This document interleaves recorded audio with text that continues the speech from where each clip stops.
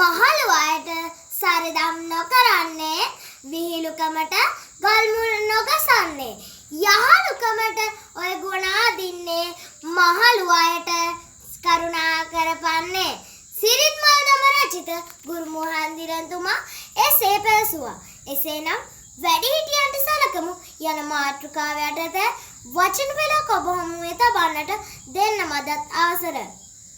වැඩිහිටියන් යනු අපට වඩා වයසෙන් වැඩි, දැනුගත්කමින් වැඩි අයයි. ඔවුන්ගේ ශක්තිය මත අද ලෝකේ ගොඩ නැගී තියෙනවා. ඒ නිසා අපි ඒ වැඩිහිටියන්ට ගරු කළ යුතු නොවේද? සාරධර්ම පිරිහී යන සමාජයක අප සියලු දෙනාගේ වැඩිහිටියන්ට කළ යුතු යුතුකම් මගහැරිය තියෙනවා.